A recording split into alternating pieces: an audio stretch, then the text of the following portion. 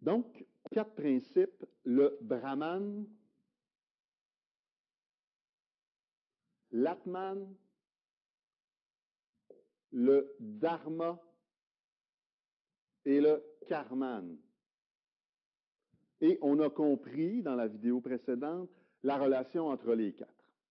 Vous comprenez qu'avec ce système-là, d'abord, avoir été le maître du monde, j'aurais voulu inventer ce système-là pour faire accepter toutes les réalités à tout le monde, parce que tu comprends bien avec l'idée de réincarnation que tu peux absolument rien changer à ta vie et que tu dois accepter même les pires situations, les plus inéquitables, les plus invraisemblables, tout simplement parce que tout est attaché à ce que tu as fait dans la vie antérieure. Fait que tout arrive dans la vie, puis tu es porteur de ce qui s'est passé pour ton Atman dans la vie antérieure.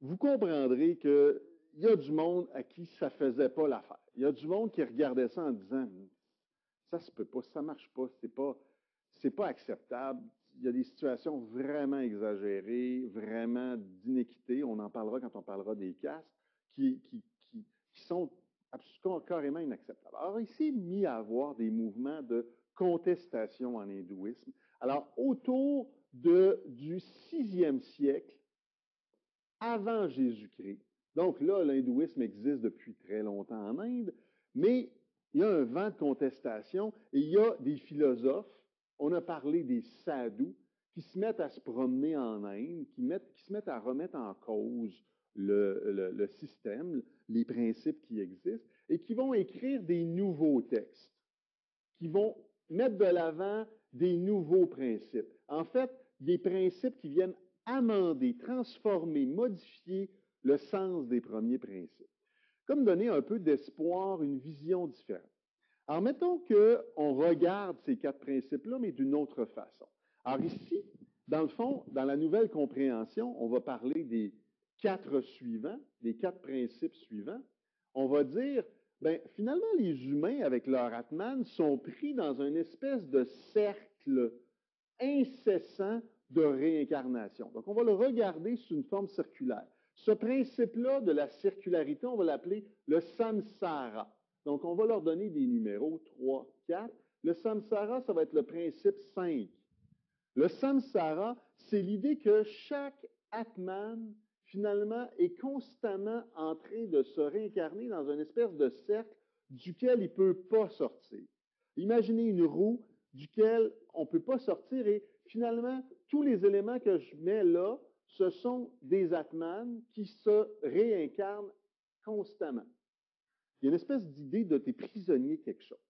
Et au centre de la roue, mettons qu'on fait que c'est une roue, on aurait un autre principe qui dit, au fond, là, si tu te réincarnes et que tu es un peu condamné à ta condition, c'est parce que tu respectes un principe élémentaire qu'on appelle le 6e, le Maya. Alors ça, là, c'est pas mal l'os dans le système, dans ta compréhension des 8 principes, là, c'est pas mal l'os. C'est ce qui est peut-être un petit peu plus difficile à comprendre. C'est dans le fond, les humains, là, ils courent après quelque chose qui n'a pas vraiment de sens. Hein? Le Maya, là, c'est ce qu'on pourrait appeler le poids des illusions terrestres. Dans le fond, là, votre vie est occupée à faire des choses, à rencontrer vos besoins matériels.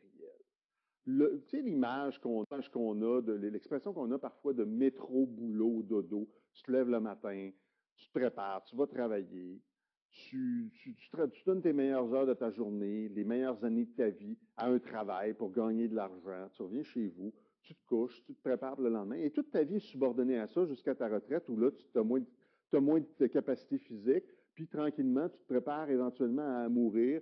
Tu es sorti du monde du travail. Alors, le Maya, c'est l'illusion terrestre, c'est le besoin de rencontrer ses besoins. Pourquoi on fait tout ça?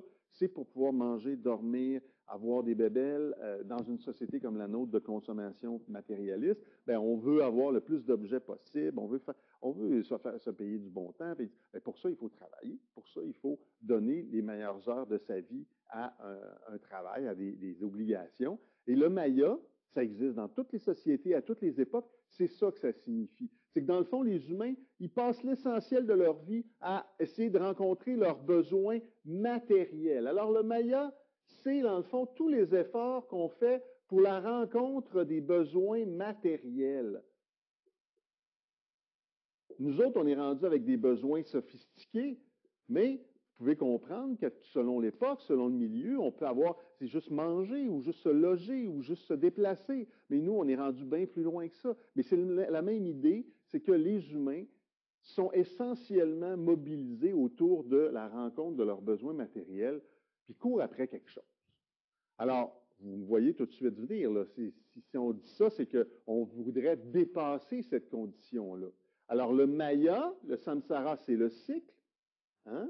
Vous avez compris que c'est le cycle qui décrit qu'on est prisonnier de quelque chose. Ici, on est prisonnier, c'est qu'on est prisonnier de cette espèce d'obligation de rencontrer nos besoins matériels. Vous allez avoir une petite illustration dans une capsule que j'ai tournée en classe avec des étudiants, puis on va voir une image de qu'est-ce que ça peut représenter le Maya pour un individu, juste pour vous mettre un peu dans le bain.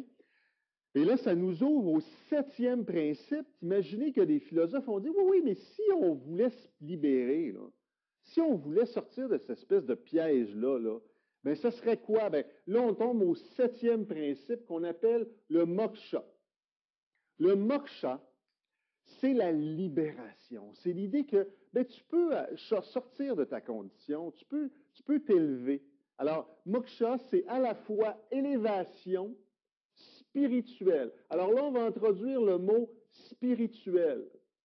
C'est important, puis on va passer la session à parler de spiritualité, là. Mais ici, on va l'opposer à matériel. Matériel et spirituel s'opposent. Alors, le moksha, c'est l'élévation spirituelle ou la libération de l'esprit par toutes sortes de démarches. Alors, après ça, je vais vous faire une capsule spéciale sur le moksha pour comprendre de quoi on parle, mais c'est le 7e principe. C'est le principe qui nous ouvre une perspective de libération. Alors, il y a le cycle, il y a le nœud, qui est le Maya. On est tous occupés à rencontrer nos besoins matériels. Et il y a la libération, qui est le principe 7, qu'on va appeler moksha. Le 8e principe, c'est le principe d'ahimsa. Ahimsa, ça veut dire que tout ça, ça couvre les 8 principes. Tout ça, ça doit quand même être fait dans l'idée de la non-violence. Que si la vie est partout, puis qu'on est toujours en train de se réincarner, bien, on n'a pas à être violent avec d'autres êtres, avec des êtres qu'on considère inférieurs, des animaux, des végétaux, parce que c'est la vie là aussi, puis c'est peut-être la vie de quelqu'un d'autre, de ma grand-mère, de mon ancêtre, de mon frère, de mon cousin qui est mort, puis qui s'est réincarné en plante, en animal, en un autre humain. Alors, on va essayer de promouvoir une espèce de paix, d'attitude pacifique qu'on appelle l'ahimsa. Donc, vous avez les 8 principes, les 4 premiers et les 4 suivants, qui nous amènent dans une autre optique. Les 4 derniers nous amènent dans une autre optique. Je vous envoie vers 2 autres capsules qui vont préciser